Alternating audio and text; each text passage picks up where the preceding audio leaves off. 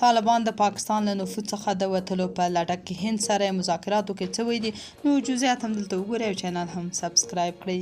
د هندوستان سنډي ګارډین ورځپاڼې په یو راپور کې لیکلي چې د طالبانو لوړپوړي چارواکي وایي هند باید د طالبانو سره خپلې اړیکې ښې کړي چې په افغانستان کې د پاکستان نفوذ کمزوری شي.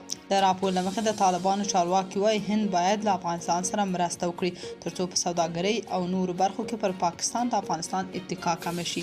په راپور کې زیاته شوې چې طالبانو په هند کې د افغانستان د سفارت لپاره نجیب شاهین چې د طالبانو د دوحې د سیاسي دفتر د مشر سهیل شاهین زوی دی وړاندیز کړی دی. راپور په کابل کې د طالبانو د جګپوړو چارواکو له خولې لیکلي چې نوی ډیلي باید ژر تر ژره د طالبانو سره خپلې اړیکې پراخې کړي.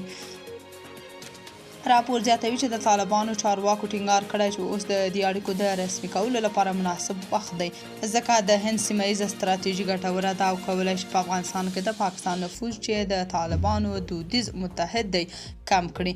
سنډي ګارډین همداراز ویلي چې د طالبانو چارواکي باور لري چې هند دوی سره د خپلو اړیکو په قوي کولو سره حتی په سیمه کې د پاکستان رول له منځه وړلی شي.